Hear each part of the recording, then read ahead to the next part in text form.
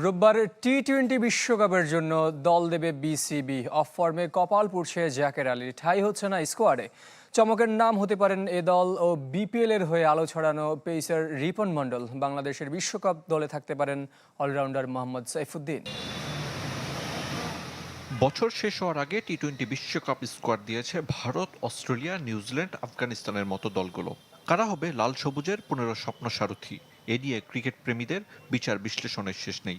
রোববার দুপুরে দল দিবে বিসিবি। ভারত ও শ্রীলঙ্কা বিশ্বকাপে বাংলাদেশের প্রতিনিধিদের নাম জানাবেন ক্রিকেট বোর্ডের প্রধান নির্বাচক।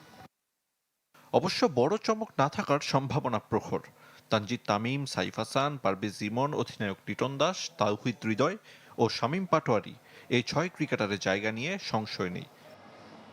জানা গেছে স্কোয়াডে একাধিক উইকেটরক্ষক থাকলেও নুরুল হাসানের অভিজ্ঞতাকে গুরুত্ব দিবে নির্বাচক প্যানেল। শেষ এশিয়া কাপ থেকে প্রশ্ন উঠেছিল জাকের আলীকে নিয়ে, তিনি থাকছেন না। বিগ ব্যাশ খেলা লেগি রিশাদ হোসেনও অটোমেটিক চয়েস।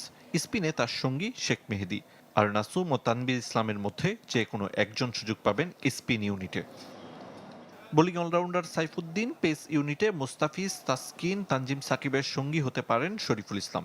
যদিও রাইজিং স্টার্স এশিয়া কাপে ভালো করায় আলোচনায় রিপন মণ্ডল। বিপিএলে রংপুরের বিপক্ষে সুপার ওভারেও চমক দেখিয়েছেন এ তরুণ। প্রথমবার বিশ্বকাপ দলে রিপন সুযোগ পেলে কপাল পুড়তে পারে শরীফুলের।